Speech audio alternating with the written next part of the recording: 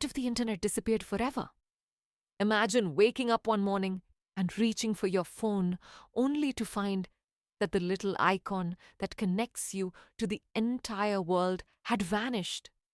No Wi Fi symbol, no bars, no notifications, just silence. The web, as we know it, was gone, vanished overnight, without warning or explanation. At first, the disbelief was universal. People stared at their screens, tapping and swiping frantically, convinced it was some kind of glitch or an elaborate prank. But as minutes turned to hours and hours into days, the stark reality settled in. The internet was gone, and it was never coming back. Without the internet, the threads that held society together began to unravel. Businesses, governments, and individuals suddenly found themselves cut off from the digital lifelines they had come to rely on. Emails stopped flowing, online banking froze, social media accounts became ghost towns, streaming services blinked out like lights in an empty theater. At home, families wrestled with the sudden absence of constant digital entertainment.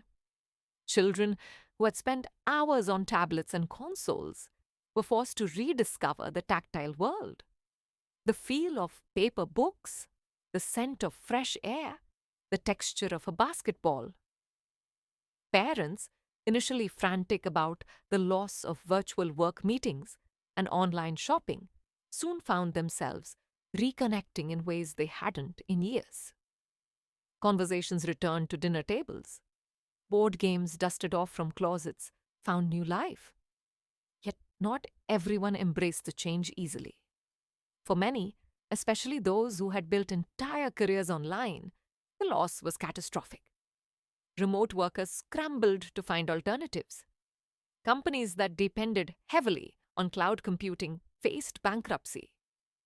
Digital creators, from YouTubers to streamers, had to reinvent themselves or face obscurity. Entire industries based on the internet economy crumbled, sending shockwaves through the global market. Governments struggled too. Vital communication networks that operated over the web were offline. Emergency response systems had to revert to older technologies: radio waves, landlines, and handwritten messages. News agencies returned to printing presses and broadcast towers, trying to fill the information vacuum. Without instant updates, misinformation spread faster than ever, as rumors filled the void left by broken news cycles. But amidst the chaos, something remarkable began to happen. Communities, once fragmented by online echo chambers, started to come together in person. Neighbors who had only known each other through brief online exchanges now met face to face. Local markets buzzed with renewed energy as people returned to shopping at brick-and-mortar stores. Libraries, which many had forgotten, became hubs of learning and social interaction. The slower pace encouraged reflection and genuine human connection. In schools, educators faced a daunting challenge. With digital resources gone, teachers dusted off textbooks and lesson plans from an earlier era. Students learned to research with physical books, ask questions in class, and engage in debates without the distraction of constant notifications. Critical thinking skills flourished as youngsters learned to verify facts without relying on instant online searches. The entertainment industry took a major hit, but it also saw a rebirth of live performances, theatre, and outdoor events. People gathered in parks to watch street performers, musicians, and storytellers. Creativity took on new forms, no longer limited to digital screens. Artisans and craftspeople experienced a renaissance as handmade goods became treasured again. Yet the internet's absence also exposed deep inequalities. Those without access to physical resources, books, libraries, or reliable transportation found themselves at a disadvantage. rural and impoverished communities struggled the most as the digital divide became a chasm. Aid organizations worked tirelessly to bridge gaps with mobile units, printed materials, and grassroots education. Technologists and scientists face their own dilemma. Without the vast databases and computational power of the internet, research slowed dramatically. Collaboration became cumbersome, relying on mailed letters and infrequent conferences. The rapid pace of innovation stalled, and some projects were abandoned entirely. But new forms of ingenuity arose as people adapted to constraints and rediscovered analog methods. For individuals, the disappearance of the internet was a profound adjustment. Those addicted to the endless scroll of social media and streaming found it hard to fill the void.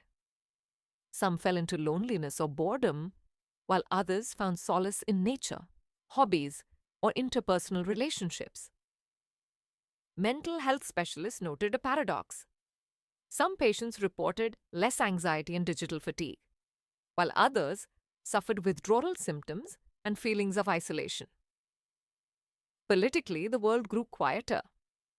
Without the internet, the cacophony of viral videos, trending hashtags, and instant outrage diminished.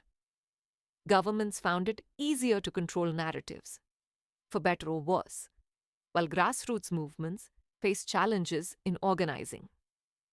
Yet, without digital surveillance, privacy paradoxically improved in some respects, as fewer data trails existed. In the end, humanity had no choice but to adapt.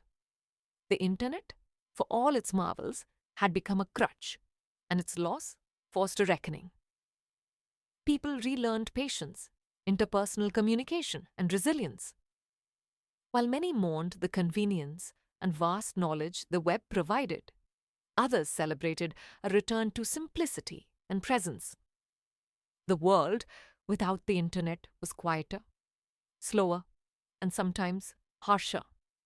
But it was also deeply human, a reminder that connections don't need fiber optics or servers to thrive, just empathy and effort. And somewhere, in a small town library filled with dusty books and curious minds, a group of children gathered to learn what the internet once was. An incredible invention, a lost world, and a lesson for the future.